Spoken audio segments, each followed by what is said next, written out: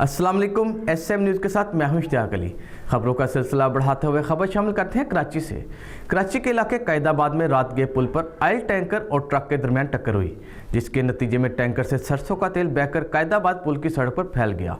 नाज़रीन, आप वीडियो में देख सकते हैं कि इलाका मकीन जान को खतरे में डालकर बाल्टियों, बोतलों और थैलों में तेल भर के ले जा रहे हैं। इसी हवाले से मज़ीद तफसीलात जानते हैं ब्यूरो चीफ जुल्फ़कार अली से। जी जुल्फ़कार, क्या तफसीलात हैं आपके पास? जी बिल्कुल, कराची के इलाके मेन कैदाबाद में रात गए पुल पर ऑयल टैंकर और ट्रक के दरमियान टक्कर हुई, जिसके नतीजे में टैंकर से सरसों का तेल बहकर कैदाबाद पुल की सड़क पर फैल गया। आप देख सकते हैं कि इलाका मकीन जान को खतरे में डालकर बाल्टियों, बोतलों और थैलियों में तेल भरकर ले जा रहे हैं।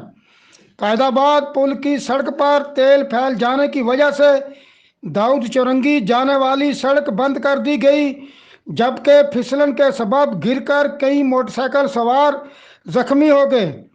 ताहम खुशकिस्मती से कोई जानी नुकसान नहीं हुआ। जी बहुत शुक्रिया जुल्फ़कार तफसीलात से आगाह करने के लिए।